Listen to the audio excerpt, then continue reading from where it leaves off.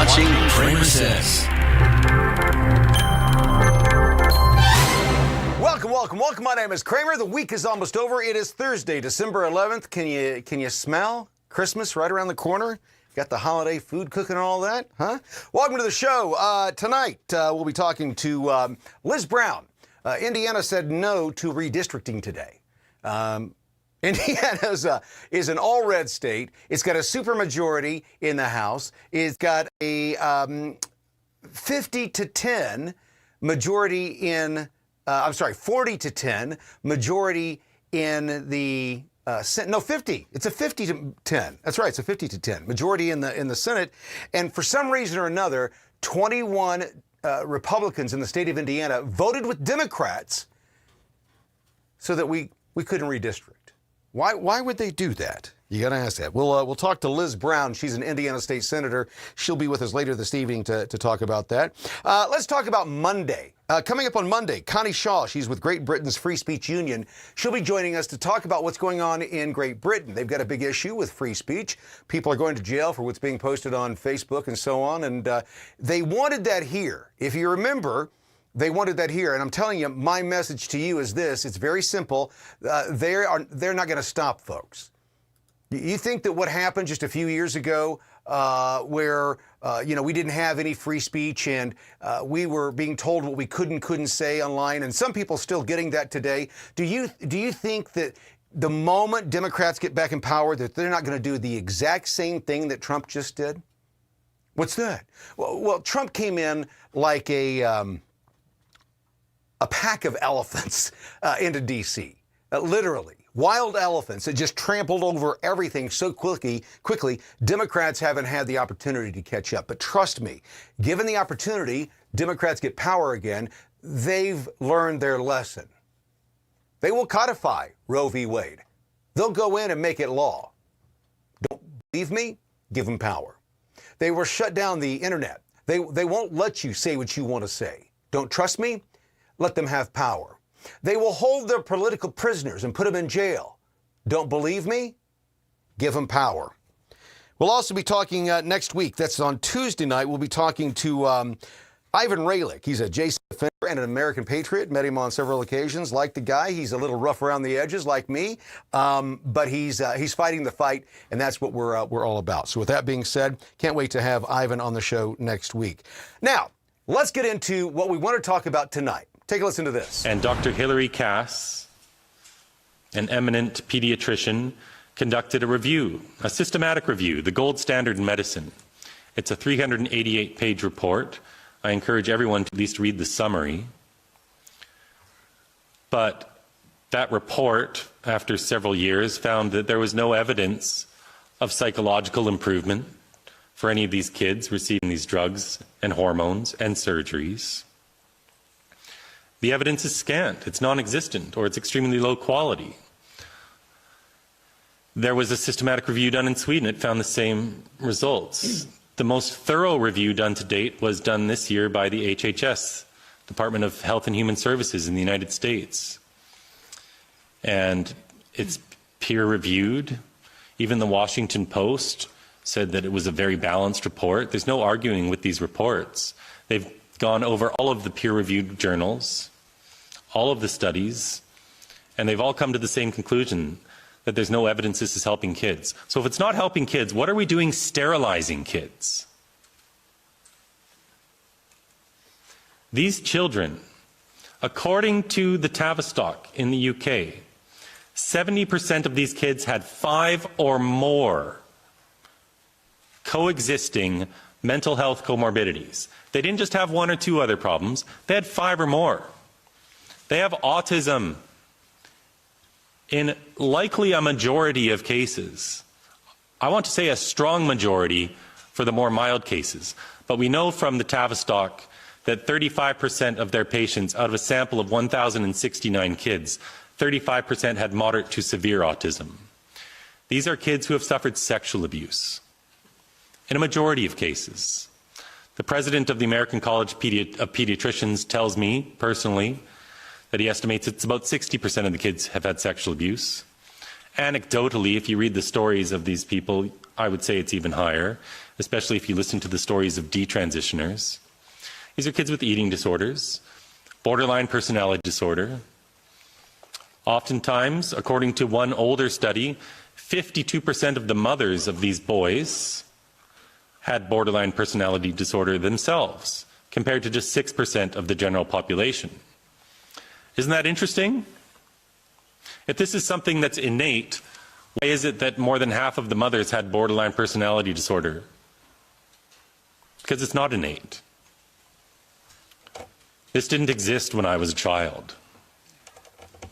There weren't children going around thinking they were born in the wrong body. Tomboys were just tomboys. That was great. They should be celebrated. You should be celebrated for who you are, not told you're supposed to be something you're not. Exactly. And why are they being told that there's something they're not? Because these adults, these supposed scientists, the doctors who swear an oath to do no harm, they've realized they can live in a larger home. They can have a membership to a better golf club, country club, whatever their heart desires. It's money, folks. It's nothing but money. They're destroying your children for money. And it starts in the schools. It doesn't start in the doctor's office. It starts in school. Starts on TV. Starts on social media. Now, we've already seen a huge decline in this fad because that's exactly what it was. What he was saying is true. This didn't exist when we were kids. There was nobody thinking that they were in the wrong body, thinking that God had made a mistake. Did you see the minister the other day? The priest who comes out and says, hey, listen, I want to let you know, God made a mistake. I'm trans. Folks, it's time that you start doing what a young lady on social media said, and I agree with her 100%, that we have to bring back public shaming. We have to bring it back. We've got to start pointing at the people in our society that are not quite right and saying, you know what, you ain't quite right. And I want you staying away from me, and I want you to keep your mouth shut because you are dangerous. You can't control your own lives. You don't have your own life in control, but you want to tell me how to live mine and you want to influence my children? You've got to be braver than they are insane, folks. You've got to have more courage than they have crazy. If you don't have that, if you can't wrap your head around the fact that there are people who wake up on a daily basis trying to figure out how to get access to your kids every day, and not because they're trying to help them, not because they're trying to help them live a better life. No, they're grooming them. They want to use them for their own sexual deviant behaviors. It gets their rocks off. Most people won't talk about it, but, you know, when I talked to this part of a project we did years ago, I talked to a sexual predator, and he said bluntly that it was nothing about the sex. It was about the power, about seeing if they could manipulate that child into betraying their parents. Think about that. It's not about the sex. It's about the power. It's the manipulation, about controlling them doing something that they're not supposed to do. And they go along with it, and they believe that it's all right because, well, I've got the power of persuasion. Then they'll tell you that you're the wrong one. That if you speak out against pedophiles, or what do they call minor attracted persons? We call that, what do they call that and where I come from? Yeah, we call that grinder bait. You want to go into the tree grinder, the stump grinder? You want to go into the chip grinder? Come out and say that you like to fuck kids. Folks, we've got to start being very, very bold. I've been talking about it for a while, and some people are really pissed off with me about it. I don't give a shit. They think that they're tougher than they are. They think that when the world turns, and it's looking more and more like we are right on track with my predictions. We'll talk about that in the third part of our show tonight. Now, one of the things that we've been talking about is how the world's going to end here fairly quickly. There's going to be some major issues in the next 3 to 6 months. Not 18 to 36, 3 to 6 months. Some things that got to be taken care of fairly quickly. Not to mention that we got another government shutdown looming. Did you know that? Yeah, we got another coming. They're going to do it all over again. We are moving at a snail's pace towards socialism, and nobody's doing anything. They think that they've got all the time in the world. Well, what they don't realize is that it's slow, slow, slow until it's not. It seems slow right now because it's taken so long to get the first socialist in office, in a major office like New York, Mamdani. Think about that. A socialist, the mayor of New York City, largest city in the country, financial capital of the world. Well, kinda. London's really the financial capital of the world, but you know what I'm saying. And think about that. I mean, let that sink in for just a moment. Mamdani's a socialist, which is, what is it? It's an antithesis to, not antithesis, it's, I can't get the word out. It's not antithetical. The opposite of the Constitution. It's the complete opposite. They are contra. You cannot have socialism and the Constitution. They do not exist together. They cannot exist together. But we're being told that we got to swallow it. Yeah, they do. Folks, the first force, or the first way that you know that you're no longer a citizen, that you're a subject, and you've been subjugated, is when they tell you, here's the law, no one's above the law, they break the law, you call them on it, they say, you don't know what you're talking about, you're a threat to the security of this nation, and then they pardon their son when they said they weren't going to pardon their son, just showcasing that there are people above the law. This is the nation that we now live in today. How did we get here? Because we allowed kid fuckers to think that it was all right, that they could start speaking publicly. Think about that. This is the area that I'm really interested in most in my life, is the area of justification. What a human can justify when they think they're in the right. What they can justify doing to another person when they think that they're in the right. What they can justify feeling about another group of people because they think that they're in the right. Do I think, for example, that Somalia is a shithole and the people there from there are garbage? Not all of them. No. There's always the outlier. There's always the nice guy that gets it, assimilates, but they're rare. That's why we can speak against these big groups. You see, the only thing that Democrats have right now against Trump is name calling, what I call 9-year-old girl stuff, right? 9-year-old girls complain about what somebody else said about them, the words that they used, how they looked, what clothes they were wearing. It's feminine. Yet all these men are out there doing it. All these Democrat men are out there doing the exact same thing. Well, Trump said this, and he... Sticks and stones, folks, sticks and stones. Democrats think that that really affects the base. It doesn't. We couldn't give two fucks. I made a video earlier tonight where Democrat after Democrat after Democrat was going off about what Trump is doing. It's like, shut up. That's what we voted for. Your bad news makes me giddy. This is exactly what we wanted. A 19-year-old, and by the way that they tell the stories, the lies that they tell. 19-year-old standing in line, going to become an American citizen. They don't tell you that they'd already had an order to be removed for 2 or 3 years. When they found out where they were, they said, oh, you've been in the country illegally. We know you've gone through the process, but you did it all illegally. You can't do it the way that you've done it. Now, you're welcome to come back, but you can't stay. Folks, this is what the left does. They forget to tell you that the person robbed the bank, and then the police picked him up. Did you see that? They just picked him right up off the street. No warrant, no nothing. Well, didn't they rob a bank? Well yeah, beside that, you can't argue with that. You can't reason with that, and you definitely cannot compromise with that. That's what they're doing today. You had this idiot today when Kristi Noem was in front of Congress, or in front of Congress. He said that the murder and the shooting of 2 of our National Guard units in D.C., that it was just a accident. Goofy accident. Our military members were shot, and they call it just a hapless accident. Didn't know what happened. I was. You can't compromise with these people, folks. Because these people can justify allowing other adults to fuck your kids, and they'll actively support it. They won't say it today, but when it comes down to it, they will. You ask them.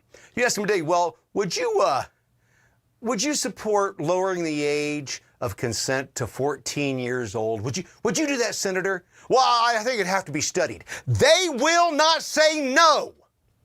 They will not give you a definitive answer. Why? Because they don't care.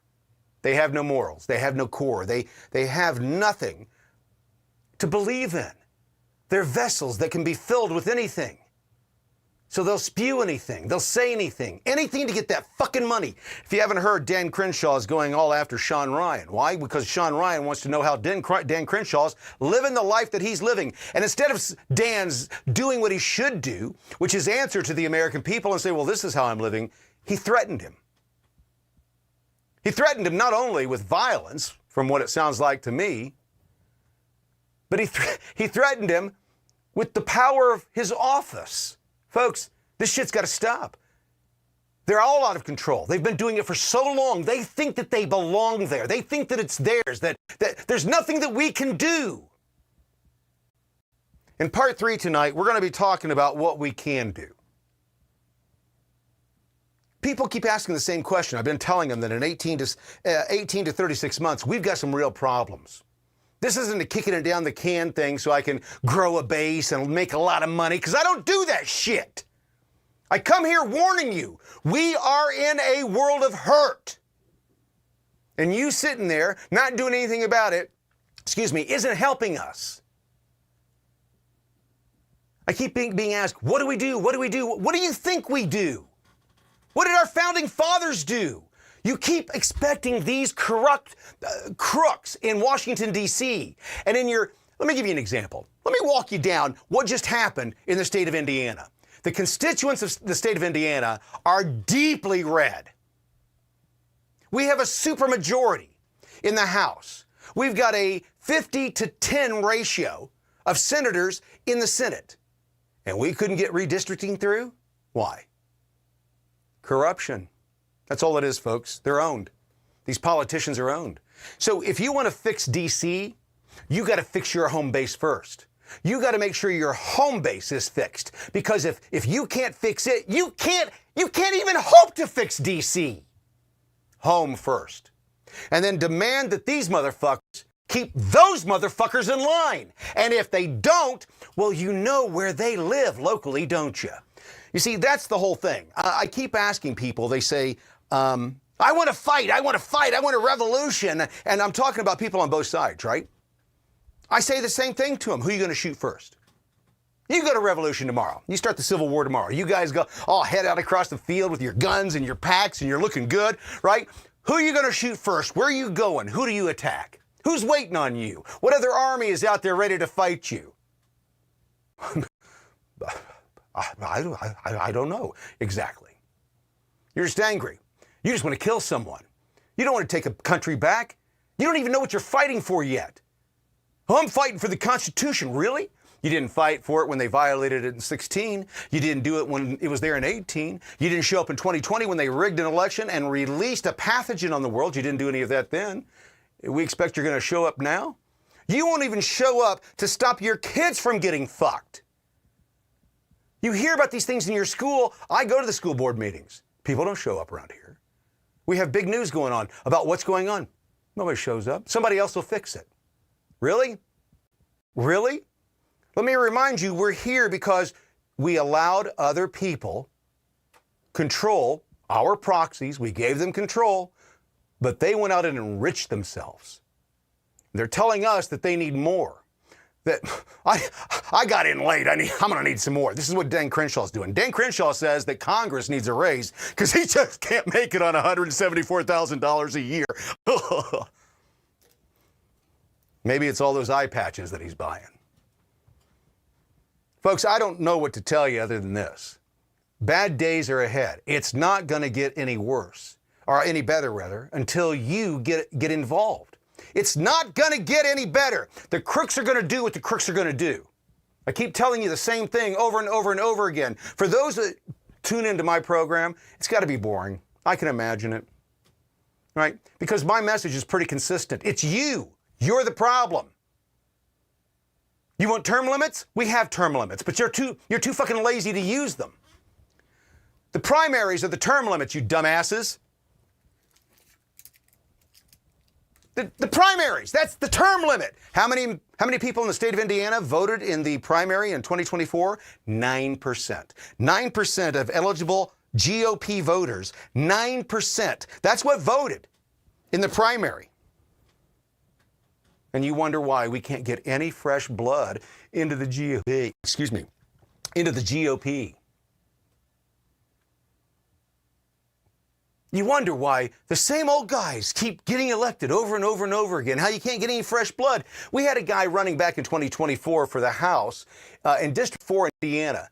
Former Green Beret, Bronze Star recipient, business owner, connected to the community. Nope. No, he couldn't cut through because nobody would fucking vote for him. Nobody voted for him. Why? Because only 9% showed up. And those 9% that show up, do you know who they are? They're the very oldest of the old. And they don't vote for anybody but the establishment. It's the 70 and 80-year-olds. It's guys like me. Now, I'm not one of those guys. And hopefully, younger guys like myself are starting to learn. But the majority just vote for whoever the party put up. So I'm going to circle back around.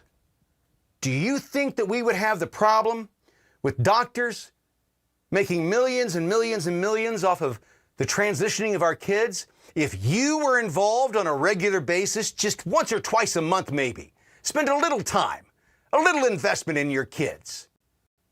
This is happening because you think that somebody else is going to do what you should be doing. I don't trust them, folks. Do you trust them? Why would you trust them with your kids? They've already told you what they're going to do. Why would you trust them? I can tell you why. It's easier to trust them. It's the lazy way out. Oh, it's their job. They'll take care of it. Here's what I found. The more involved you get with your life, the more involved you get with the things that run your life, the more you get loud about what you don't like to these people in their positions, the more things change. But you sit at home, on your couch, acting like a fucking potato, nothing changes. Status quo. And you bitch and you moan. And you think that somebody else is going to do it for you. Nobody else is going to do it for you. Folks, it's going to take all of us. All of us. We'll talk about that in Section 3. We'll be right back with Liz Brown after this. You're watching the CramerSez Project. Global news with local views. CramerSez returns after this message from our partners.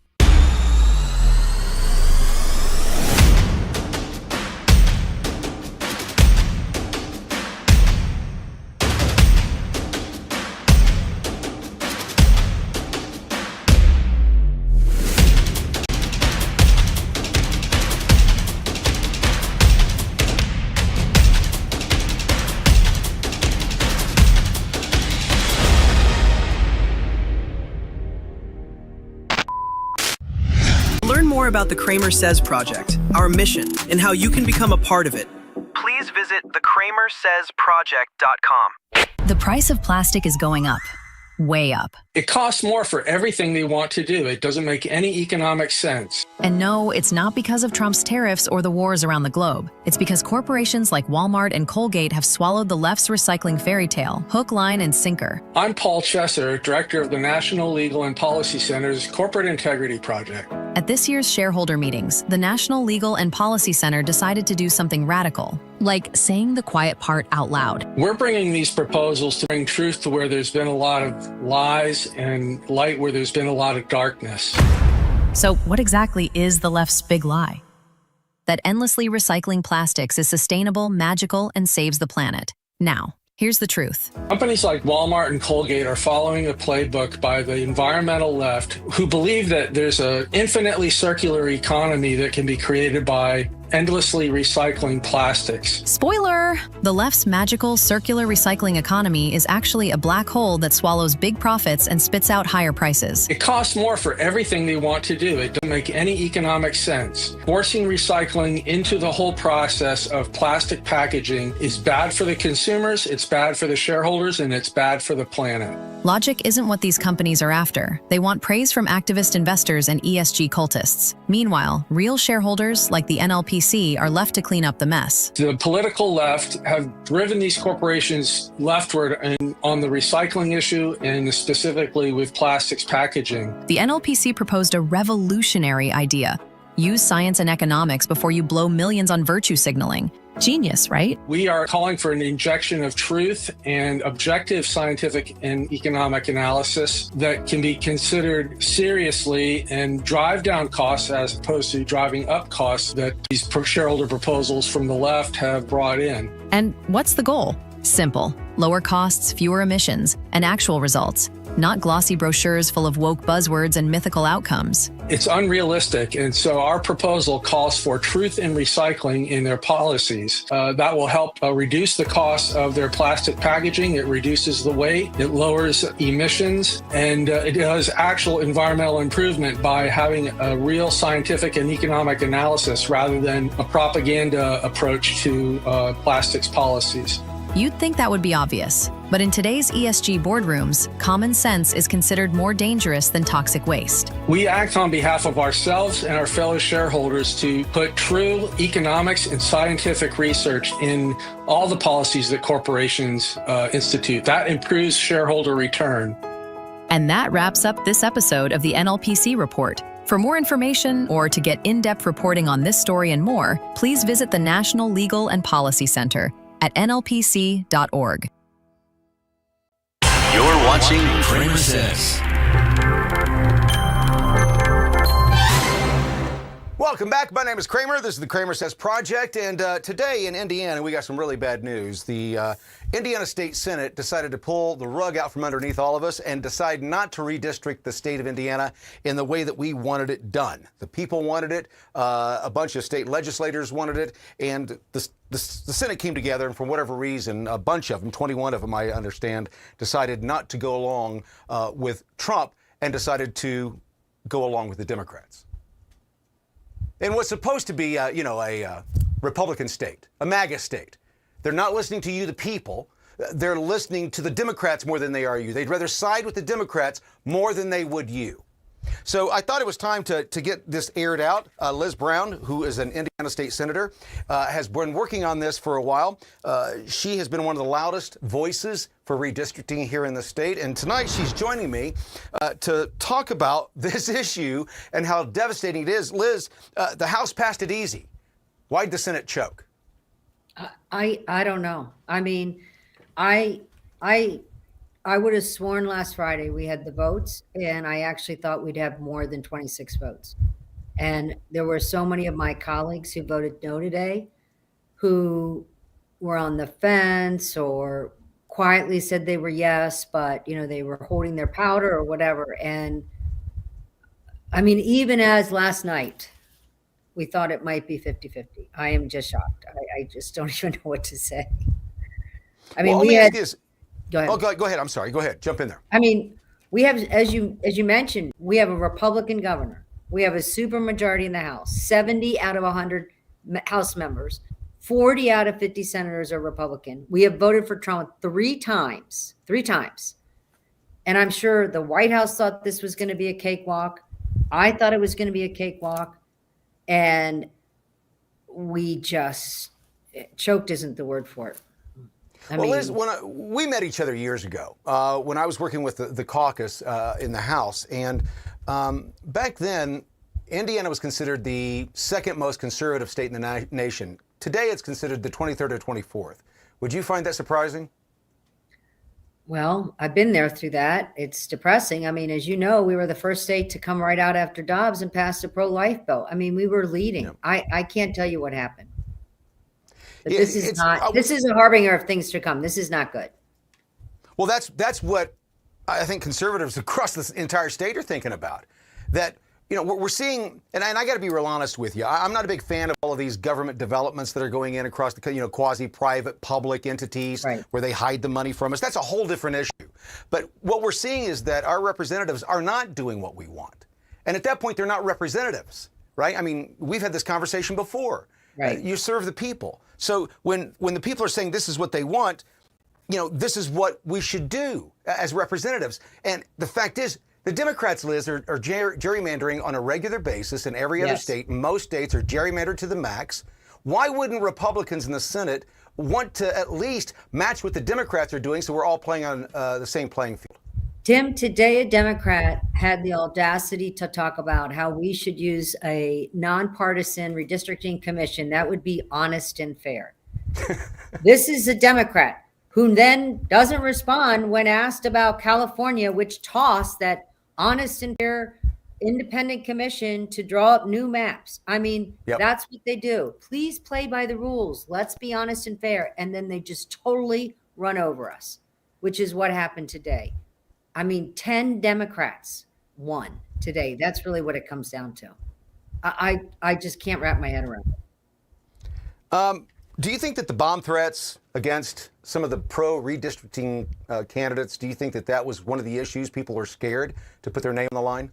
No, I don't, because what people don't realize, first of all, is people on both sides of this have been receiving threats.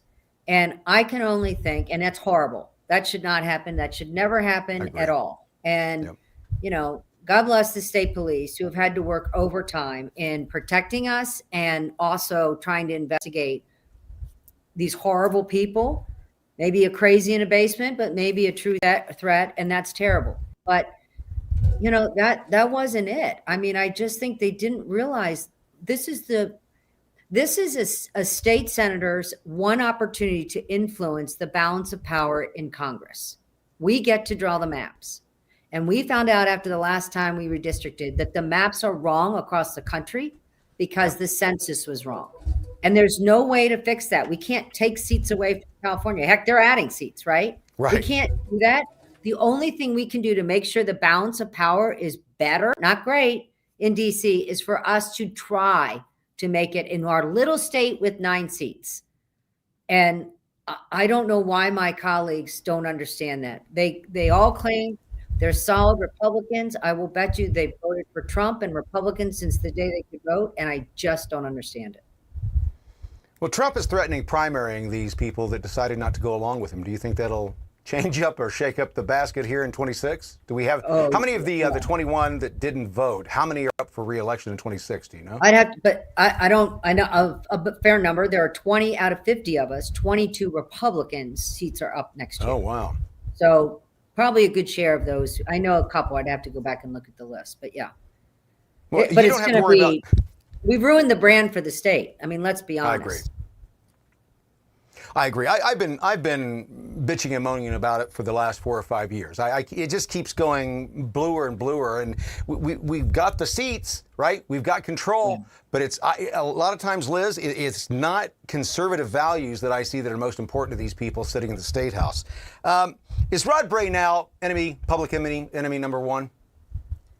Well, I just saw the White House may have that opinion. I just think that people need to understand that what happens in DC does affect us.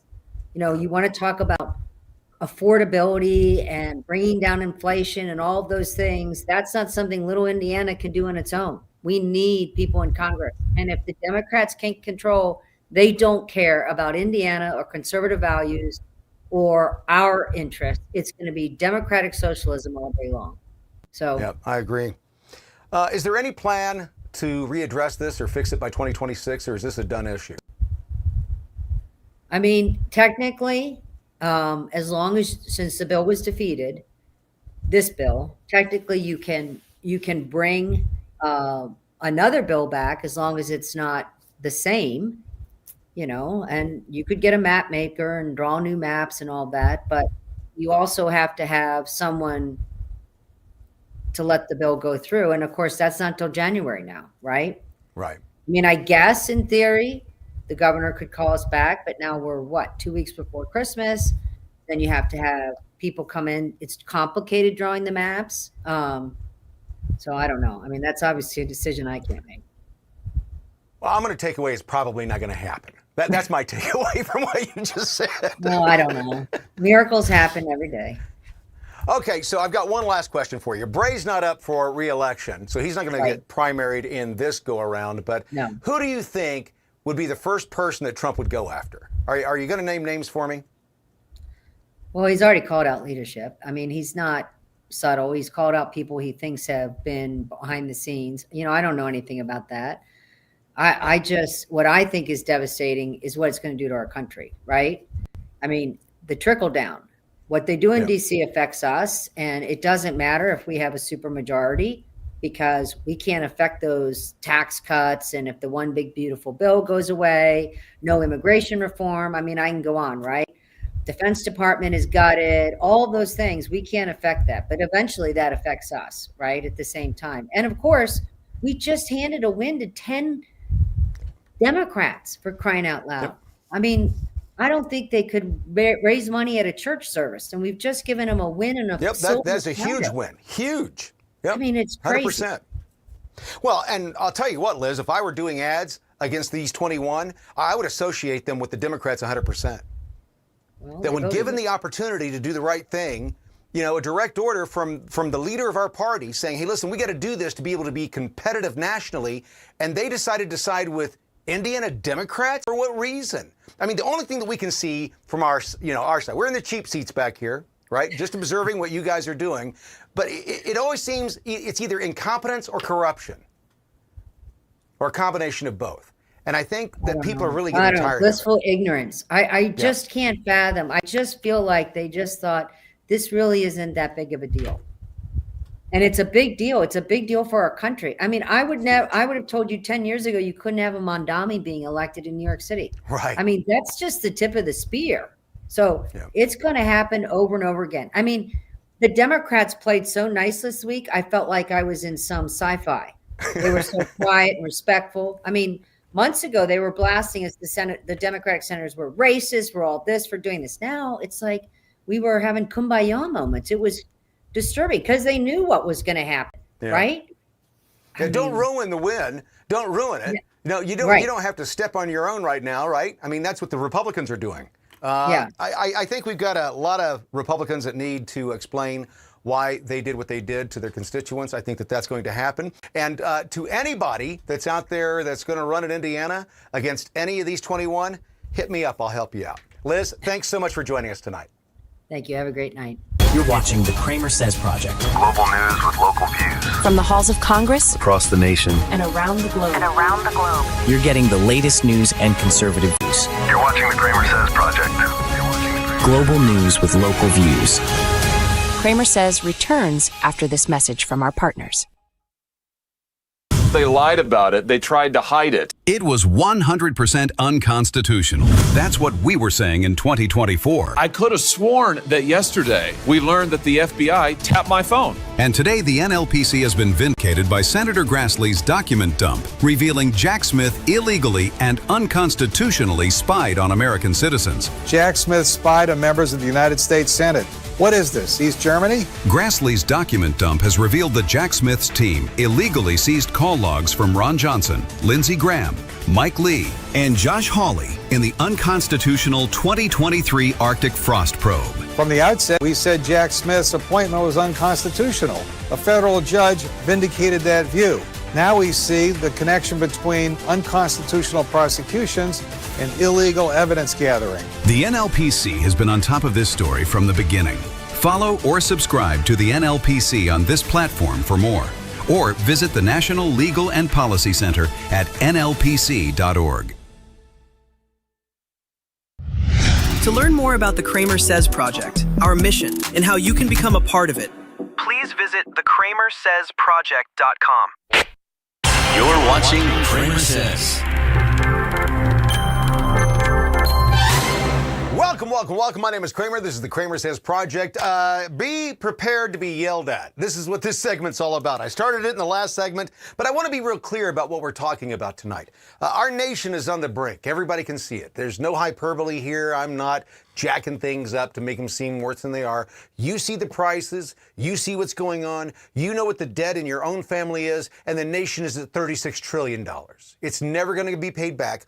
And when we get to positions like this in history, folks, there's only three ways to solve it.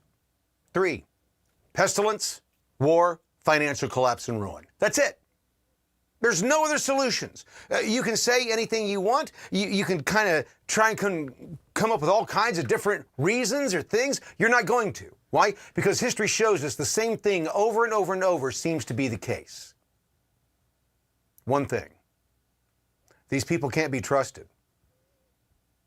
They want to rule the world. They've told us they want a one world government. And in that one world government, you will own nothing and be happy. Now, I've talked about how they're going to do it. We can see them building the systems around us. But they never destroy the old system until the new system is ready to go. It'd be stupid to do that. But more importantly, it'd be stupid to build it with new world money. You see, they can build it for cheap right now because, well, they're using fake money that they're going to get away with. They're just going to do away with it here soon. Oh, they can't do that. They just got rid of the penny because the penny costs too much to produce.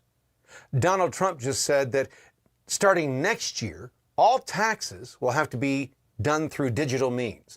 We're moving to a digital world. They're getting us away from cash. They want to go to a CBDC, a stable coin, a digital currency. That's what they want. Trump is pushing for the real ID.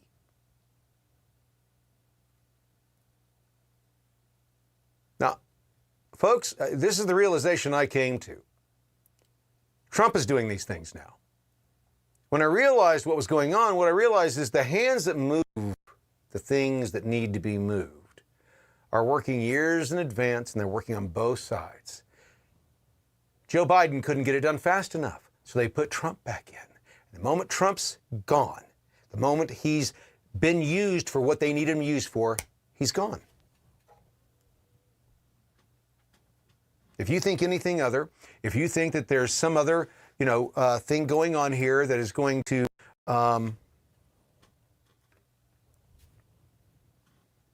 change and all of a sudden things are going to get better, no, things aren't going to get better. They've told you what they want. So the question is, what do we do? Right? You've heard the message.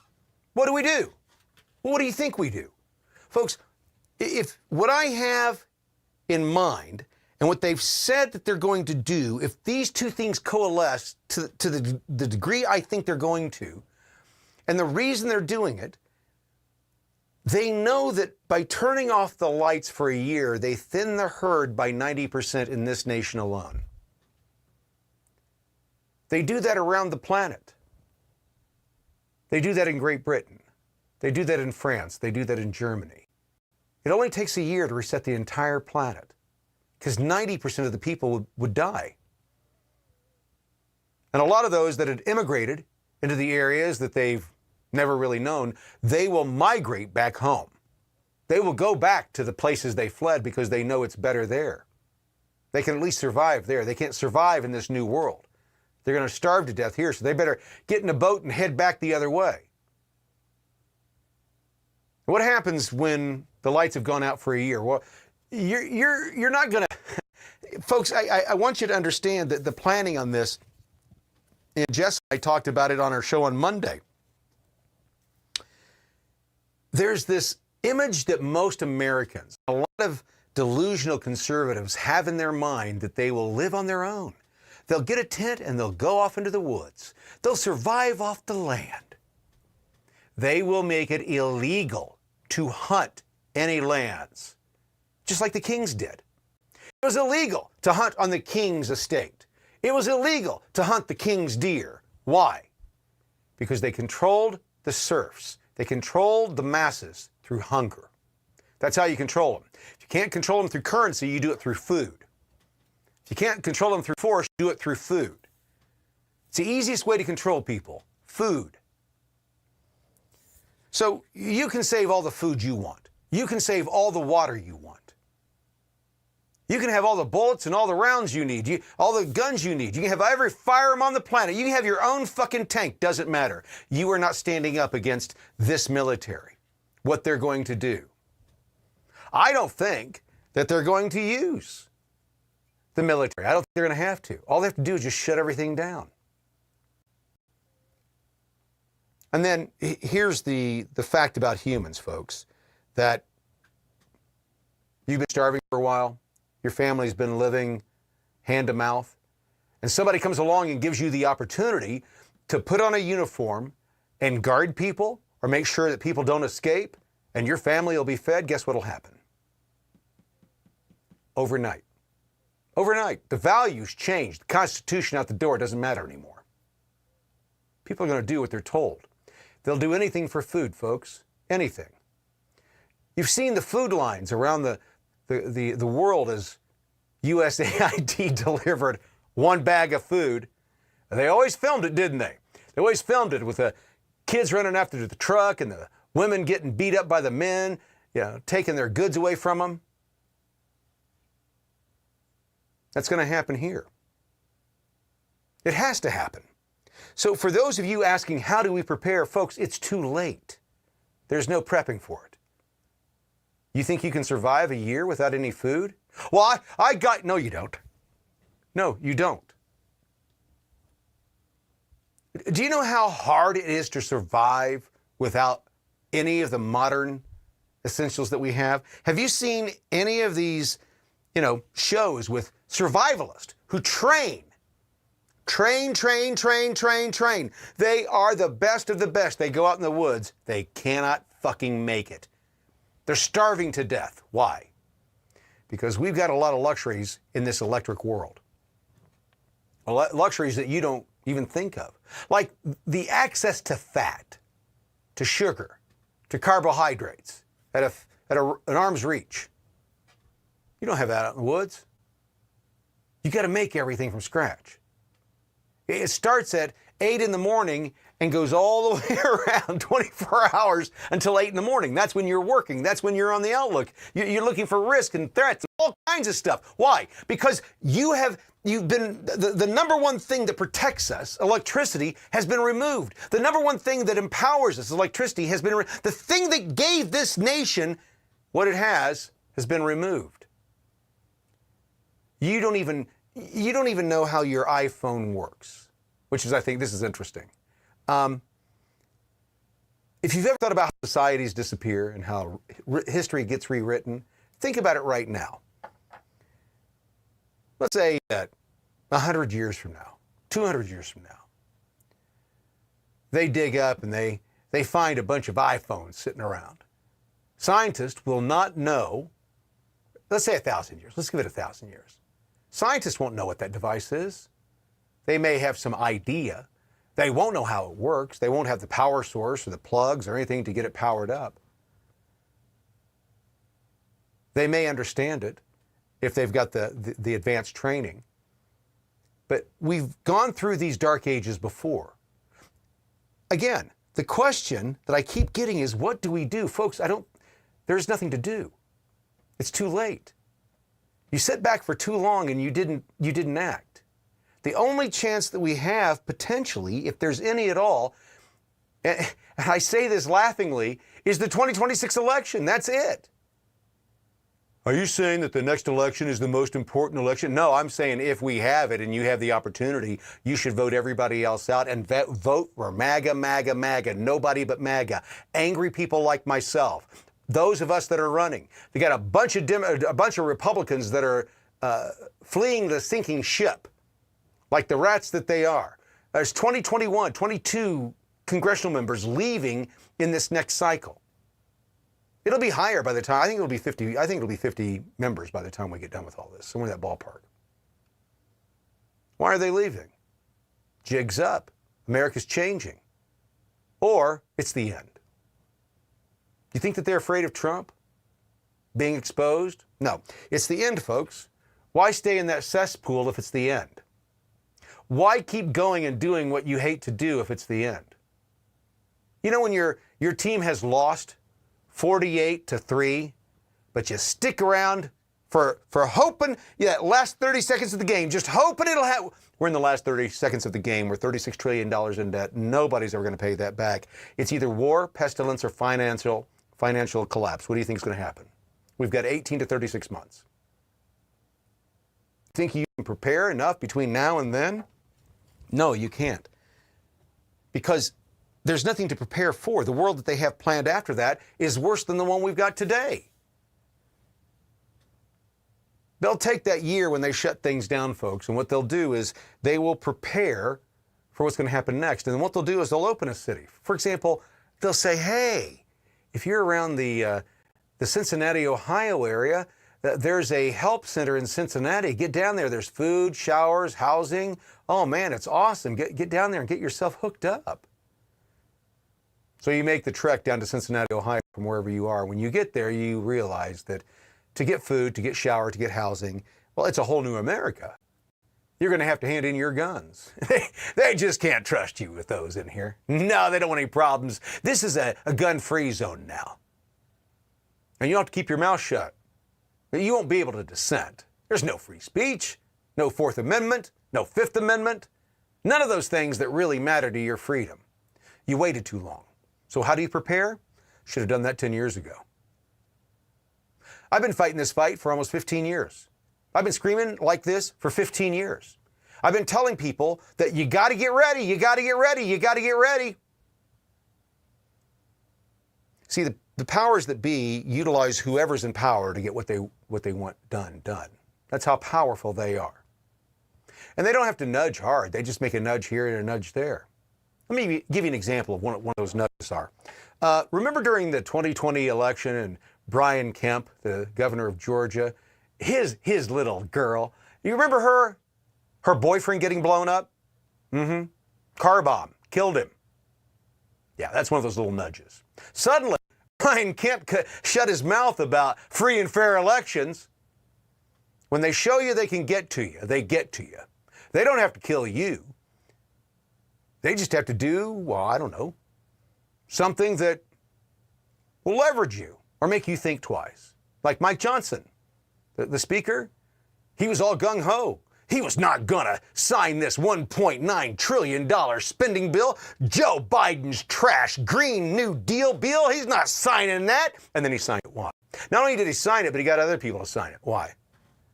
Because his stepson got picked up for dealing drugs in D.C. When you know what's going on, it changes all the things that happen. You realize that they're not happening because they're just happening. They're happening because people are leveraged. They're owned. Now, let me ask you a question. Do you think that's getting any better? You think it's ever going to get any better? No. D.C.'s lost. Forget about D.C. Let's turn home. What did we just find out that was going on in Minneapolis? Somewhere in the ballparks of a $15 billion fraud from Somalians? And the government, the state government, nobody in state government didn't know anything about it? Really? You think that's the case? You think that's real? You buying that shit? I don't. And if that's happening in Minneapolis, that's happening in Minnesota, that's happening in Indiana, it's happening in Texas, it's happening in California and Oklahoma and Florida. The corruption is everywhere. And it's so deep that when you get really, really, really good at it, they go, you know what?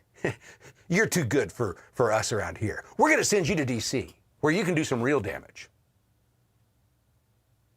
So for those of you asking, what do? You pray. You didn't go to the school board meeting. You didn't show up in the primaries. You didn't pay attention to politicians and what they were doing.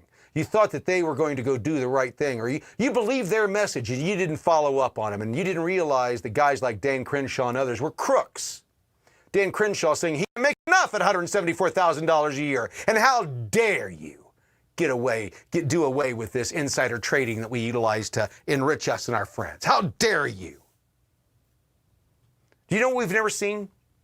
We saw Martha Stewart go to prison for insider trading. You know, we've never seen any of the friends of any of our congressional members go to prison for that, because I can guarantee you they're sharing that information. If they're being enriched by it, they're sharing it with their friends. Do you get that opportunity? I don't get that opportunity. So let me ask you a question again. I want to make sure that I'm pounding this into your fucking heads. You ready? Who's going to fix it? They're all in on it. They're all either in on it or too afraid to do anything about it. So who's going to fix it? And how do you prepare? For what? This is what I don't understand. I've tried to pound it into your heads by preaching on a regular basis about what they're doing and what's going to happen. That was the whole gist of my content for the last 5 years. Here's where we're going. Pay attention. Get more involved. Because if you don't, eventually you're going to be on the end of a food line. They keep telling you what they're going to do. My advice is when rich, powerful people tell me that they're going to hurt me, I believe them. I take them at their word. I don't test them. I believe them. You should too. They're telling you that they want to run the world, that they want to rule the world, that they want your children to be their slaves. That's what they're saying. You'll own nothing and be happy? Don't fucking tell me what I'll be. I'm an American citizen, you fucking cunts. Now I just seem angry all the time, right? You guys seem so subdued, so laid back. Well, Kramer, you go fight the good fight. I'm so glad that you're doing what you're doing. Keep it up. No, I don't want to do it. I want you here with me. I want you in the streets with me. That's where you make the change. Why do you think that the DC crowd and the deep state got so fucking scared about January 6th? Now, it was a scam. It was a setup. We weren't there that day to go into that building. When I saw what was going on, I was right there at the front. I ain't doing that. Come on, buddy, let's go. No, I ain't doing that. That's crazy. No, there are dudes on horses right over there. You see them? Fuck that, I ain't going in there. Nope. Knock yourself out, Patriot. I'm standing back here. Now, I was called chicken. Some of the guys I went with called me a chicken. Yep. I didn't have to get a lawyer. They did.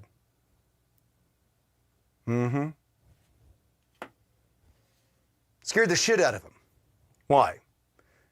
For the same reason that the issue in Nepal happened. Folks, you got to understand that our nation was founded by a bunch of men who, by force, ripped this nation away from the greatest empire on the face of the earth at that time. Think about that. But they took action. They didn't wait for somebody else to go do it. They didn't wait for an excuse. They said, you know, the excuse is that we're going to use is those motherfuckers are crooks. They're criminals. They're violating law. They're violating the Constitution. They're violating my rights and infringing it on me on a daily basis. The Founding Fathers said, when that fucking starts happening again, we have the authority, in fact, the responsibility to rip those fuckers out. So that's how you prepare. I've been saying it. This thing turned sideways. I'm not going to D.C. to get anybody. I'm going after the people in the state of Indiana that allowed it to fucking happen. When the lights go out and the laws are no more, those are the people I'm going for. You destroyed the world that I lived in. You enriched yourself and your friends while you were doing it. For that, you're going to be held accountable. I've got my list. Do you got yours? DC's lost. Not going to happen. Kramer, you're talking about violence. No, I'm talking about retribution, accountability. I got to tell you, folks, I'm getting a little pissed off about this bullshit with Trump. I'm getting a little pissed off that we're not seeing people perp walked. We haven't seen anybody in handcuffs.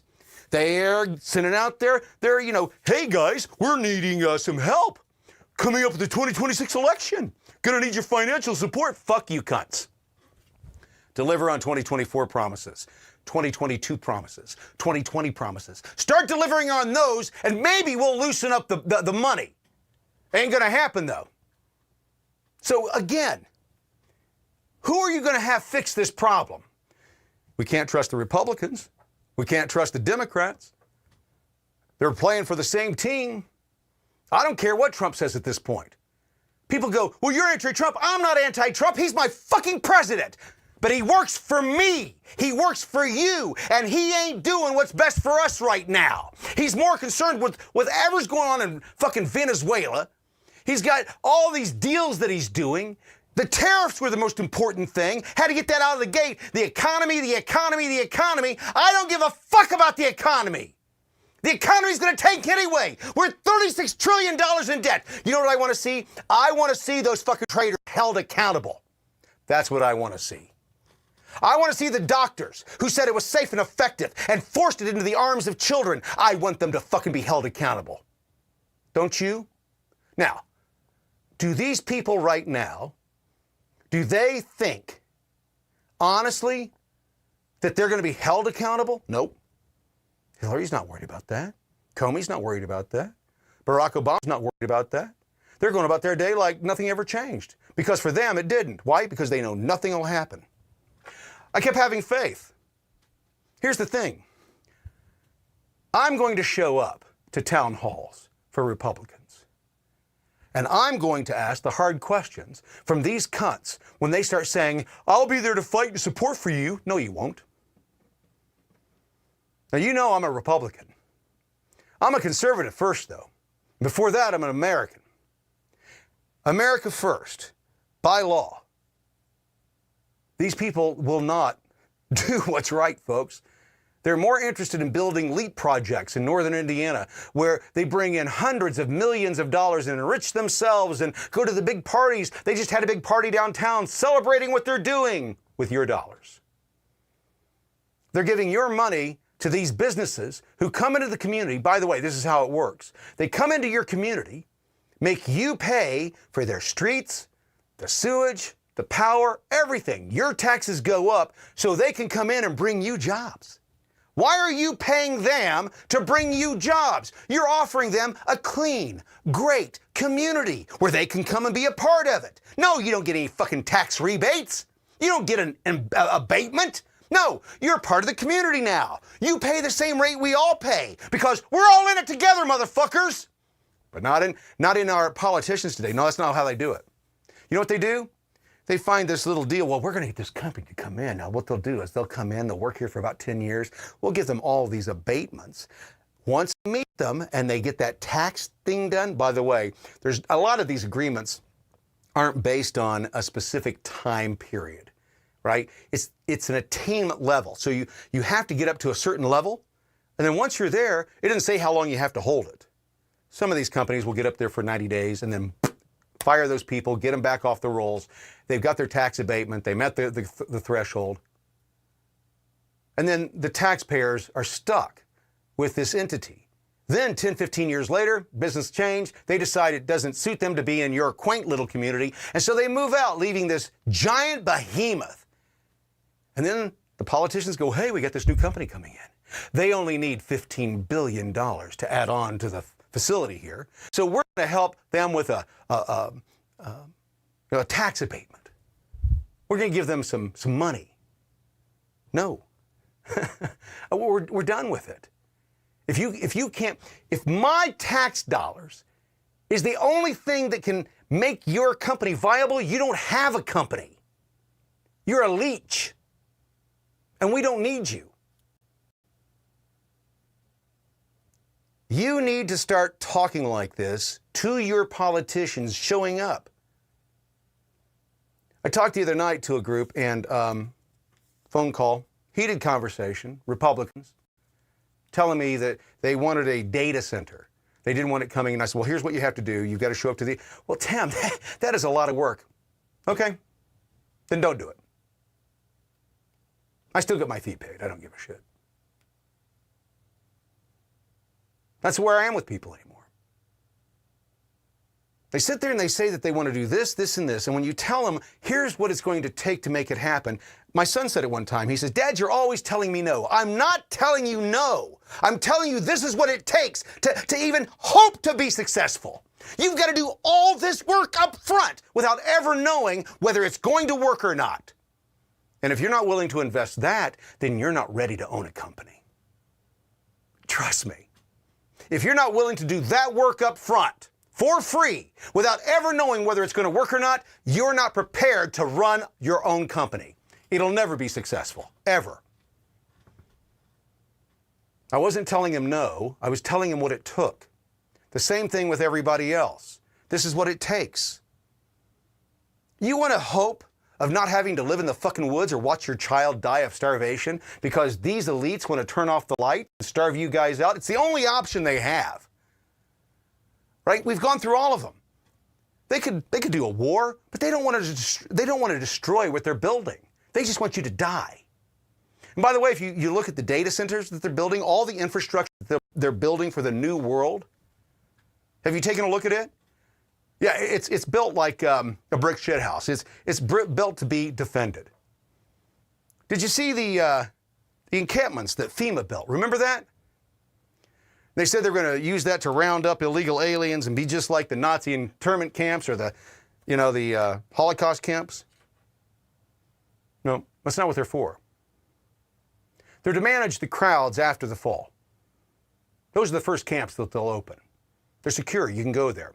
You can give up your guns, your free speech, and you can get a house and a cot and a hot meal and a shower. That's the new America that they have planned for you.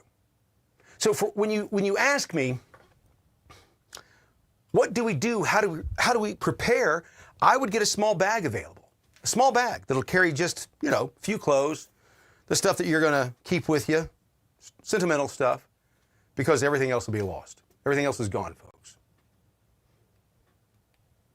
There's no saving it.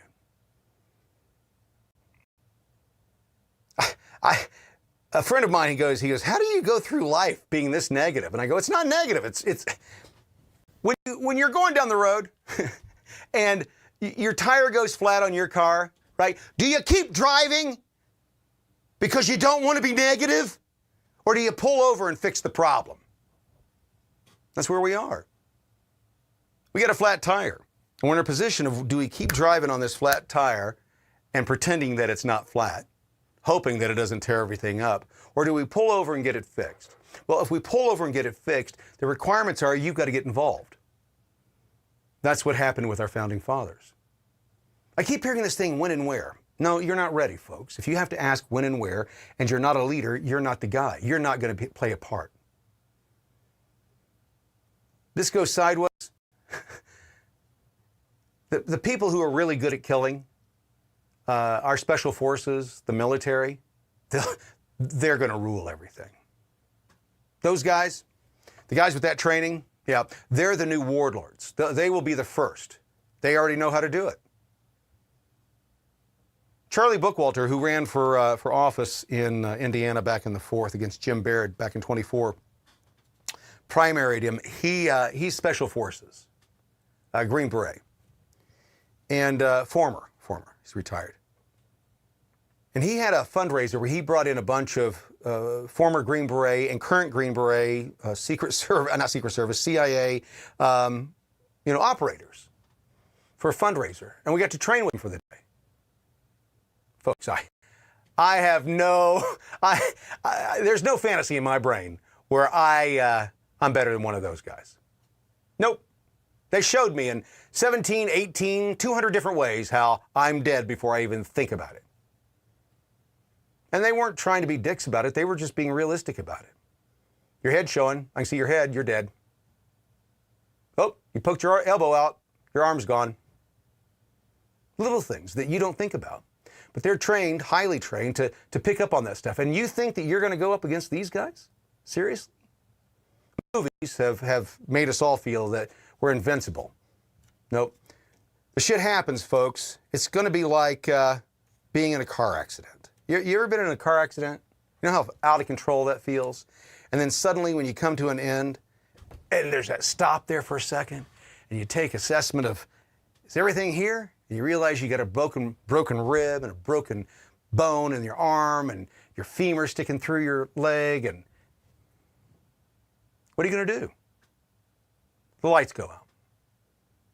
These myths that we've created in our heads, and again, I say we because I had the same ideas until I started studying it. I realized how complex it is to survive without the electricity on.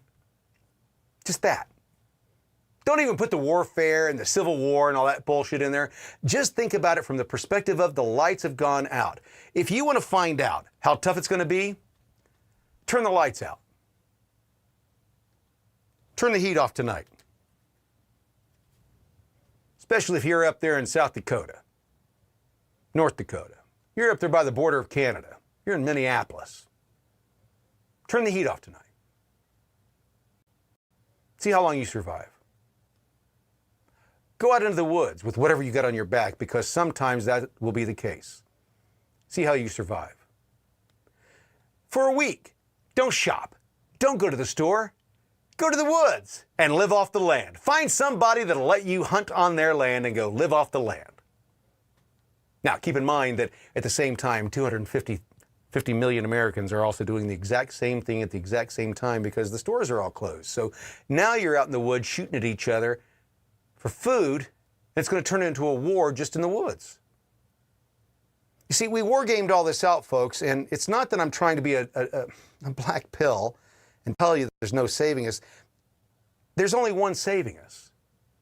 There's only one thing that could save us, and it's acting now. It's not acting then. It's acting now and telling our politicians, we're going to hold you responsible. And we start with our state representatives. We go to our state representatives. Listen, the world looks like it's falling apart. And you're not doing your part. You're not speaking up. You're not fighting for me. In fact, you're fighting against me. You're fighting for these corporations and these special interest groups harder than you're fighting for me. Now, I just want to put this out there. It's not a threat. It may never even happen. Cramer could be wrong. But in the event the world turns sideways and law and order goes out the window, I'm coming for you first. I can guarantee you that if politicians started getting messages like this from people, face to face, because it's got to be face to face. You've got to do it face to face. They've got to see that you mean it. Don't call them on the phone and threaten them. They'll come and get you. That's a crime. You can't do that. Well, Cramer, aren't you threatening them? No, absolutely not. I tell them that in the event that this happens, if something happens that they caused, and they're not going to start fighting it, I want you to fight against it. I don't want to have this ever happen. I don't want to be up in your face ever again. I'm here now because you're not doing your job. And I'm telling you, when it goes sideways and there's no laws anymore, the police aren't there to protect you, I'm coming for you. You see, in America, we were built on revolution. Everybody in this nation that founded our nation were fucking felons. They were bad boys, the ones who didn't listen, the ones who said, I'm going to do things my way. And if you don't like it, you can fuck off or die. That's where we're getting again. I'm not living the life that they've got planned for us, folks. I'm just not going to do it. I don't want that, and my sons don't want that for their families. They don't want it for their kids. How about you? The people in charge are not going to modify the status quo that is benefiting them. They will never do it. Would you? If you're making $1 million a year and well, there's some people out there, they're not doing as well, and they're kind of upset and everything, and they're saying that you should stop making $1 million a year. What are you going to tell them? You're going to tell them, fuck off. Well, that's exactly what politicians are doing. They've made it. They think that that's the pinnacle of success for them. They've achieved what they wanted to achieve, and if they really, really try, maybe they can make it all the way to the top and be president, and everybody will have to listen to them. That's why Trump's different. Trump didn't go up through the ranks. See, one of the things I understand about that is that folks, I've been gifted my entire life. Everything that I've ever wanted, God has handed me. Everything. Everything that I've ever asked for, I've been given. Now, I've had to work for it. It wasn't free. There was a lot of late nights and 24-hour days. When I say that, people laugh, but my wife reminds the boys all the time. Your dad worked 2 full-time jobs and a part-time job for 5 years to get us ahead of the curve. I wasn't there for the first 5 years of my boys' lives. That was the sacrifice. All success has sacrifice, so does failure. Failure has sacrifice as well. We're learning what that is. You wouldn't make the sacrifice to go to a town hall meeting or a school board meeting or go vote in the primary. And so now we're at the brink in this nation. We're at the brink right now. Oh, Kramer, that it wasn't me. Yeah, it was you. It was me. It was everybody. It was everybody who thought that the politicians would go do their job. Let me ask you a question. How many employees do you have where you work? Are you the best one there? If you're not, if you can't say that, you definitely know who is. But if you're not the best, you have to assume that Congress is the same exact way, folks. No different. Dumb people everywhere. And those people have control of your life. They're trying to control everything. They want to make it an electric world so they can turn it on and turn it off. That's why they need the digital ID. They can turn it on and turn it off. They want complete control of everything in your life. That's why they want electric cars, so they can turn them on and turn them off. Well, they could do that with, no, they couldn't. You see, if they turn it off on an electric car, they can make it to where the electric car does not run at all. But you can always, it's an engine. You can do a runaround on an engine. You can get out of that, whatever. You know, if you've got a motor, they don't want that. I was asked the other day, who's they? And I think that's the $800 billion question. But here's who they is: the people who want to run the world.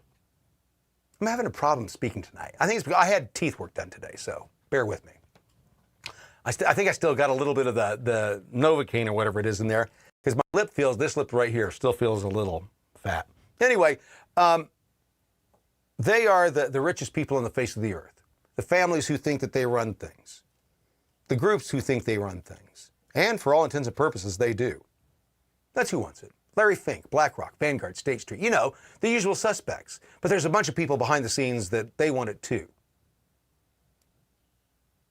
And they're rich. And they're insane. Criminally insane. Dr. Mengele insane. And they want a transhuman world. Have you read what they want to do?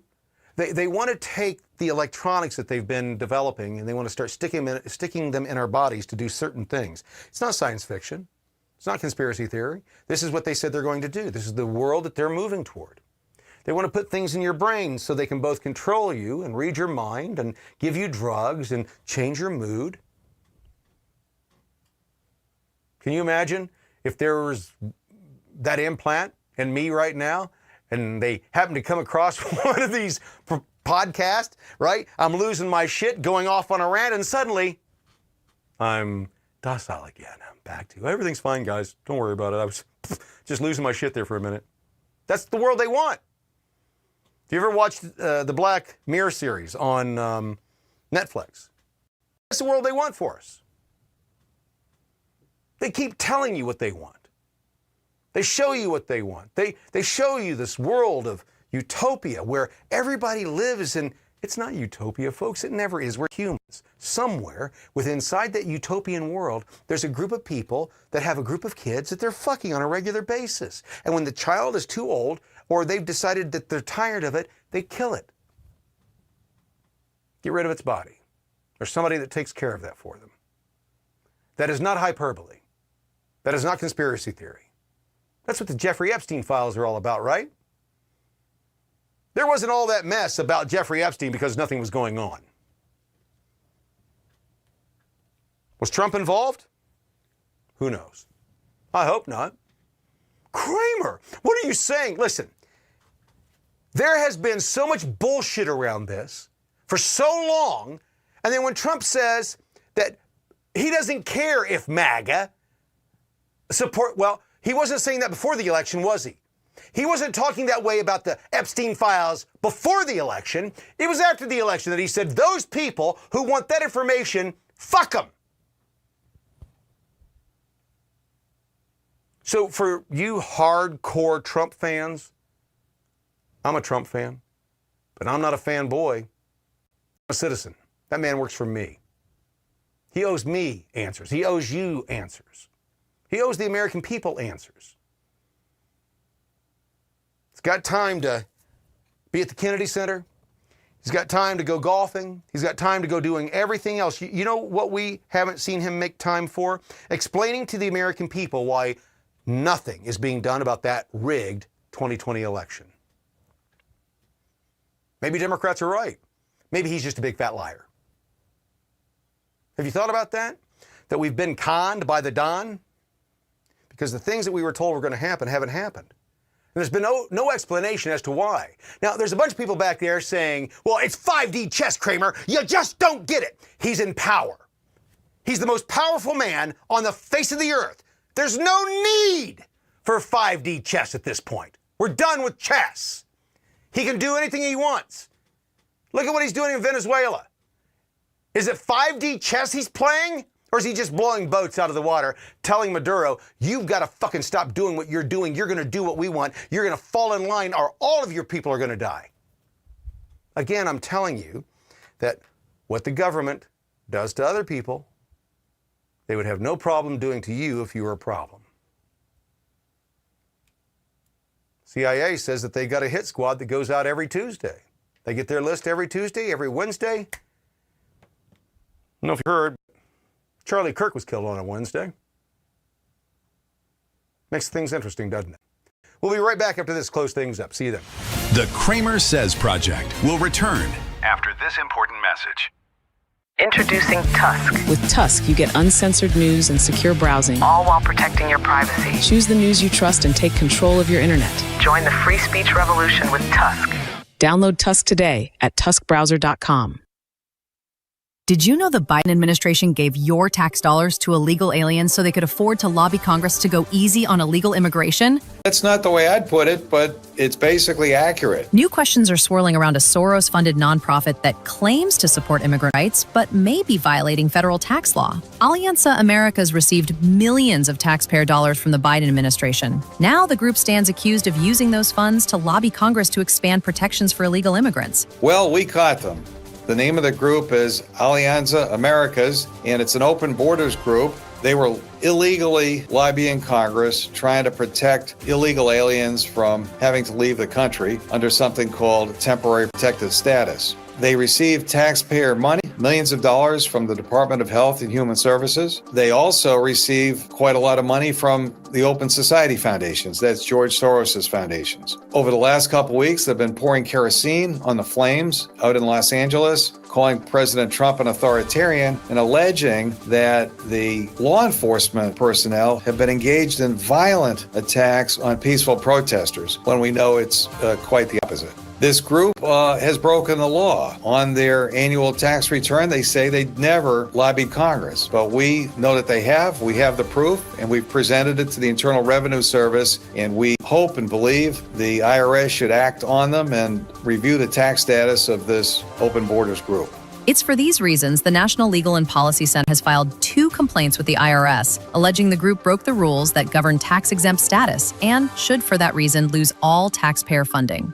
So, what are your thoughts? Do you really want your tax dollars handed over to illegals so they can afford to lobby your elected officials? You know, to be more lenient when it comes to their illegal immigration status? I wouldn't have put it exactly that way, but unfortunately, it is accurate. Let us know what you think in the comments. And visit nlpc.org for more information on this story and more. You're watching CramerSez. Welcome back. Wrapping up the show tonight. Thanks for joining me. If you get the opportunity, get over to CramerSezProject.com to find out what we're all about. We're trying to build a grassroots news service. Being able to eventually do news 24/7. It's not that hard, people. It just takes people. We're building the systems now, but we want people to help us join in our effort. We don't know how much this is going to take long term, but we're hoping that we can build something big enough from a grassroots, people up system that it can't be squashed. It can't be bought. It can't be silenced. It can't be leveraged like the mainstream media is today. right? The reason that mainstream media was started was to deliver content to sell you stuff. That's all it was. We'll give you the free programming so we can show you shit that we want you to buy. They've turned that around into being the programming of your kids. Every show's got the, token this or token that. They're pushing their woke ideas all the time, and they're not backing down. As I've been telling you, the people who run the planet have an agenda, and they're not going to stop doing what they're doing. They're not going to stop pushing their agenda. We're going to have a digital ID in this country soon, folks. It's coming. They're going to make it impossible for you to say no. Or they'll entice you with French fries like they did during COVID. Come on, everybody, your digital ID comes with French fries. But it's coming. The world that they have planned, folks, they're going to give us all kinds of reasons. They're going to have terrorist attacks and say, oh, well, we got to have a digital ID because we got to make sure who everybody is. Really? You think the people who are here to hurt us are going to show up for digital ID day at high school? No, they're not going to do that, folks. But you will, because you've got a job and you want to get paid. Did you hear what Starmer said? The PM, the Prime Minister of Great Britain, told their people that if they didn't get the ID, if they didn't like the digital ID, if they thought it was bad, that they could just pack their bags and fucking leave. I added the fucking. That's Great Britain. They've already fallen. It's done. Germany's gone. France is gone. Spain is gone. Western Europe is gone. And we can see how they're carving up the world today on how it's going to be structured, folks. Sadly, we already know. Trump laid out the plan very clear. The U.S. will handle this hemisphere. Russia's going to handle Europe. China's going to handle Asia. Taiwan's going to go to China. They're making the deals now, folks. This is how the world gets chopped up. And each one's going to have a ruler. And then over that is going to be another ruler. And there'll be an overarching ruler over everything. You think I'm crazy? They're carving up the world right now. They're telling you what the new lines are going to be and who's going to be responsible for what. That's what Trump's new America, this hemisphere thing is. People think it's great. They oh yeah. Why is Trump saying we're just going to move back here and we're going to let those people manage that part of the world? Because the world's being carved up. They're telling you what the three big entities are going to be. The Trinity that's going to rule this world. Folks, I'm not a conspiracy theorist. What I do is I plan big events, big marketing campaigns, and at the end, our client will say, hey, listen, here's what we want to have. We want to have at the very end, because I always ask, how do we judge success? How do we know that we've met what you want us to do? And so they have to fill out several forms, and we go through and compile, and at the end, it tells us what goals, what initiatives we have to meet for them to agree that we've been 100% successful with our efforts. We start at the end first, where we want to be, and then we work our way backwards. How do we make that happen? How do I make that happen? How do I make that happen? How do we make that happen? How do we make this many people show up at this event? We plan backwards until at the very beginning, when we start doing things and we start releasing information about what's going on, nobody knows what the end game is. Nobody knows. We do. We have a plan. Remember during COVID, we were told to sit back and relax, that Q had everything, that there was a plan. And I kept saying, nope, bullshit. I can't trust in a plan that I don't know. Trust the plan is what we were told. Trust the plan, remember? And we were supposed to jump in, and so many fucking idiots did. The people most likely to stand up against this fucking government stood down because somebody told them online that there was somebody out there working for them. A white hat that is going in every day and is making sure that the children are safe and hunting them down and turning over the criminals to the... Believe any of that shit now? None of that shit happened. None of it. But Q made me believe. Q is a PSYOP operation by the CIA. Not my opinion. That's General Flynn saying that straight out. I said it as well, though. Do you know how I knew what it was? Because it's something I would have developed that. That's the kind of shit, folks. The work that I do it's fun for me because I get to see how it rolls out. When you see it being done, and by the way, being done very sloppily. In a marketing campaign, you shouldn't see any cracks, right? When you're doing a big event, you shouldn't see any cracks. We see cracks in them all the time. Inconsistencies. The reason they're inconsistent is because they don't have time to plan anymore. The events are happening so fast, going so fast. The world is moving so fast. And in 18 to 36 months, it's going to come to a screeching halt, all at one time. The lights go out. They don't have they have no other options. Again, like I've been saying, the number one thing that I'm asked over and over, how do we plan? How do we plan? That day passed. You're done. I wish I had something better to say about it. I really do, but I don't. The reason is because you waited. You were the grasshoppers out there playing where there was work to be done. The ants, like myself, we were back scurrying trying to find out what was going on and what was going to kill us and who was hurting us and telling you, and you didn't listen. You just rather play. Now we're coming up close to the end. Now, as I say this, a buddy asked me, he goes, well, what are you doing? I'm doing the same thing you're doing. What the fuck are you talking about? You think I get a place for a year's worth of water and a year's worth of food and a year's worth of gunpowder and firearms and a 50-foot wall to keep everybody else away from that shit? You think I got all that shit going on for me? What the fuck? We're all in it together. We're riding this out together. I'm not a conspiracy theorist. I don't do the fear porn shit. I'm telling you what their reports say, what history says. We're done. The best you can do at this point is love your family and get ready for what happens. If you have the opportunity to get some gold or some silver, some precious metals, I'd get my hands on that shit. If you've got the opportunity, you know how to make booze, that's always real popular. The things that I'm doing is I'm creating the stuff that you're going to need in a post-apocalyptic world. Making soap, making booze, the things that people use and sell and need. Yeah, as far as anything else, no, there's no need to do that. There's no place to go, folks. There's no place to run. There's no bug-out bag. The lights go out, it's going to be bad everywhere. I tried to fight this for the longest time. I said, no, we can fight, we can do this. No. Because what they'll do, folks, they'll turn out the lights, and the moment that they sense that they're going to be attacked, they will release whatever weapons that they have, whether that be a military force or whatever, against those of us who fight back. They already know that they're going to have access to the biggest weapons. So they'll have the F-16s and fighter pilots. You going to have one of those? I'm not going to have one of those. So being realistic about it, when you understand what we're up against, it's so much bigger than the romantic 1776 image that we have.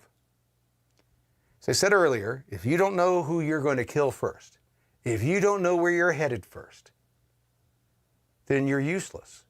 If you don't have a plan, if you're just wanting to get together and go kill people, you're useless. That's not saving the nation. That's an idiotic plan. I keep hearing this thing as well. Well, they show up on my door, no, you won't. You'll do exactly what you did during COVID. You'll do as you're told. Well, I didn't wear a mask. You still did as you were told.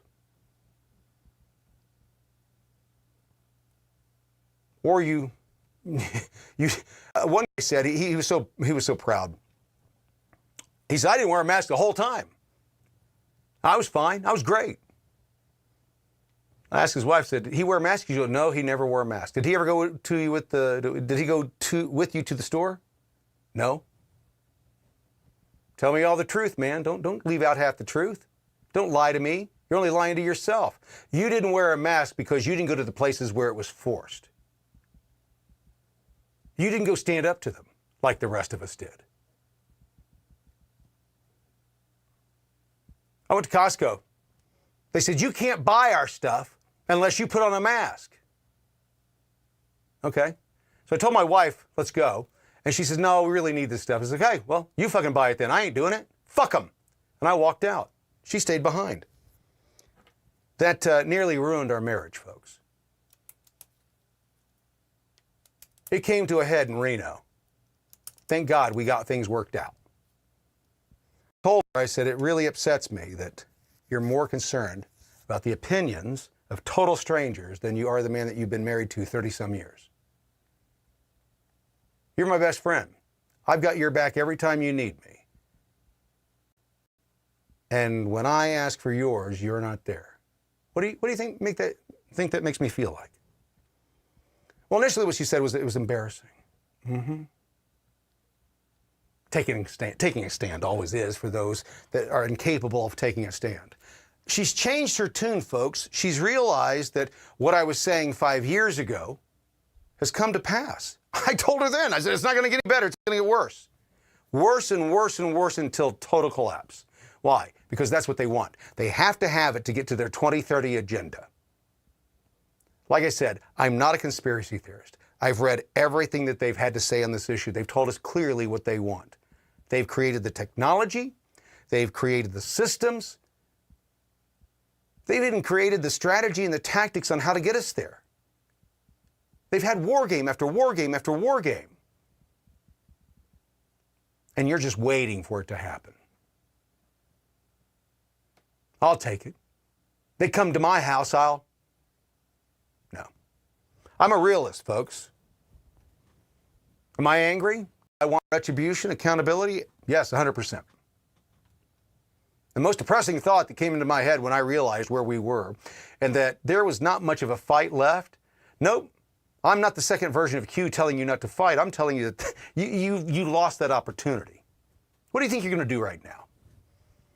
The only options that Americans have at this point is to stop working, to stop paying taxes, to stop playing in the system, playing in the game that they're in. But here's the kicker. You can't. You're an addict. You like your house, you like your car, you like eating every day. You're leveraged. You're owned. That's why you haven't risen up. The left, they don't like anything. They don't own anything. They don't care about anything other than their emotions of the moment. That's why they're so easy to get out into the streets. But conservatives, it's not our style. It doesn't make us weak, but it does make us complacent. And unless you're willing to act at some point, folks, it's no different than the playground. The bully's going to push you as far as the bully can push you. The bully will push you as long as you let the bully push you. The bully is going to do what the bully's going to do as long as you let them. Complaining, moaning, and groaning don't change dick.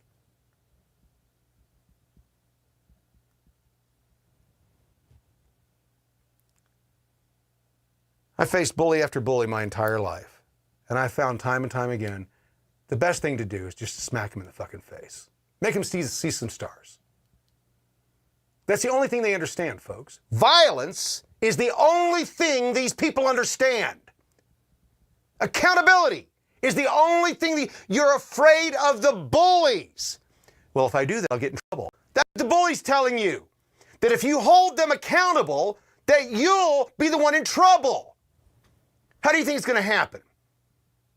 This accountability that we're supposed to get, unless Trump does it, unless your state governor does it, unless your AG does it, unless your judges do it, unless your courts do it, nobody else is doing it. And if they ain't doing it, what's the Constitution say about that? It gives us a remedy, folks. But you got to be willing, and you're not. I know you're not because you won't even show up to a school board meeting.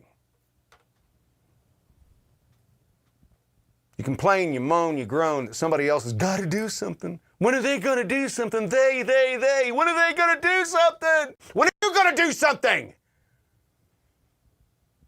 They're crooks, folks. They're criminals. They enjoy the benefits of the status quo. They ain't doing shit. You want things changed? Start showing up. Show up to city council meetings, as angry as I am right now, telling these people where they're going to go. No, they can't cut you off. No, they can't shut you up. If they give you 3 minutes, you take that full fucking 3 minutes and use any language you want. This is your nation. They're just fucking managers. They're below you. Public servants are servants. It's in the fucking name. What's a servant? One step above a slave. You've got to start treating these people like who they are.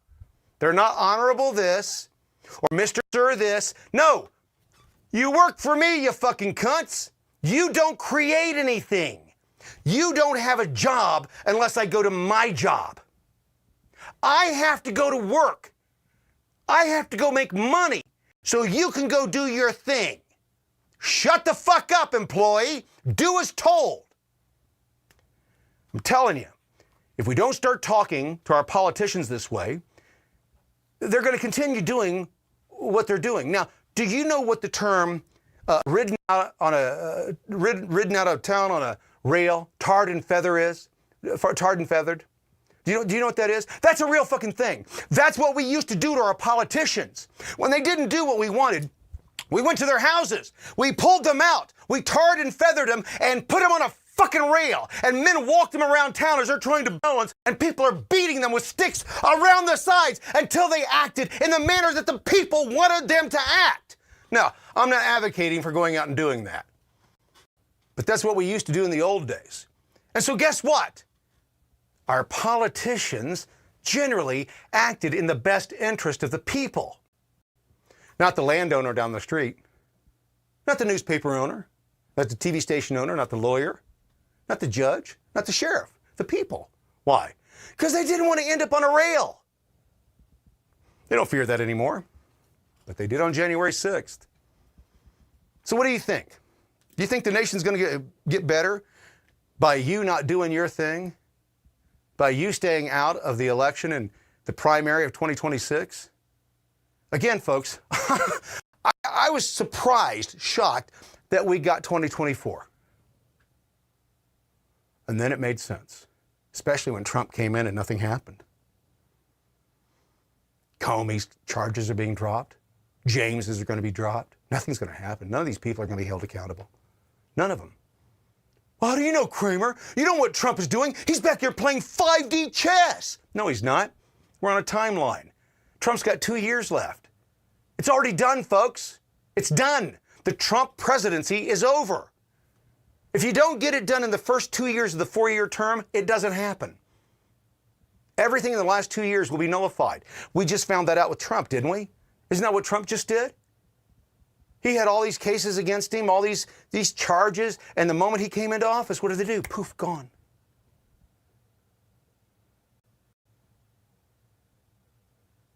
Almost like it was all done just to get the guy in. We got to start thinking about the big system. As I've been telling you for the longest time, you will not see the moves being made until the moves are too late. Unless you got training to go look at where we are and what they say they want to do. That's the training that I have. So I stopped trying to find out what was going to happen next, and I just went to their books to see where they wanted to be at the end, and then started working what it would take to get there. You can't have the world that they want to have without all these data centers. You can't have it. How do I know? Because China has all of them for their digital slavery they have. Their credit score system, social credit score. They've got the same exact kind of setup. Server farms all around the nation because you can't keep track of everybody everywhere if you don't have a data center there tracking them locally and send that back up to, well, you can do that. Yeah, you can do it all in one location. But that's going to be a big fucking location. Have you seen how big the data centers are in these communities? Some communities, small towns, are getting 3 and 4 just for that community. Well, Kramer, that's just for, AI and making pictures and so on. If you think that they're creating AI so you can make pretty pictures online, you're fucking insane. You are insane. As they say down in the South, bless your heart. Folks, everything that they've created has been created so that they can do what they want to do next. Let me give you an example of long-term thought. What's the main goal? What is the primary goal of Elon Musk? He's told us over and over and over again. It's not world peace, right? It's not being the richest man in the world, although he did accomplish that. No, his big deal is he wants to, get this, listen closely, he wants to go to Mars. So if you want to go to Mars and you're the world's richest man, what do? Well, you prepare accordingly. You start buying and building the companies that you're going to need to get yourself to Mars. You're going to need satellites. So he's got a satellite company. You're going to need communications. So he came up with his communication satellite system. You're going to need rockets. So he's come up with the leading rocket company on the face of the earth. You're going to need electric vehicular movement, right? So he's perfecting the electric car, the electric vehicle, getting the most out of the least. Everything that he's going to need. He had the boring company. You remember that? The boring company, where he was boring stuff out in Los Angeles, going to make these tunnels and everything. And because you're going to need to be able to bore stuff on the moon, or on Mars, rather. Because you can't live on the surface. You got to live underground. So you're going to need big boring machines that are sent to Mars. And then I can keep going. Governments do the exact same thing. If you don't see how all the pieces fit together, then you weren't intended to. For those of us trained in looking for these little things, reading between the lines and going, okay, I understand what that means now. We're at the end, folks. We're at the end. I don't have a solution. I don't have a way to prepare. I don't have a meal system to sell you. I don't have a water, a clean water system to sell you. I'm not trying to monetize off of any of this. And I don't think there's anything to prepare for. What I mean by that is what they have planned is that when it goes dark, it goes dark. You can have a year's worth of food, a year's worth of water, but that ain't going to help you. Because they don't want you out there surviving on your own. They definitely don't want a group of you 20 miles outside the city-state border in an encampment, growing in size and living on your own. Nope, that won't be allowed. They told us they only wanted 500 million people on the face of the earth. People think that's a conspiracy theory, but Bill Gates has said it a couple times. The richest people on the face of the earth are telling us what they want. When they tell me that they want me dead, I believe them. You should too. Thanks for joining me tonight. We'll be back again tomorrow night. Thank you for watching Kramer Says Live. This concludes this broadcast. Please follow, like, and subscribe to be notified the next time The CramerSez project goes live.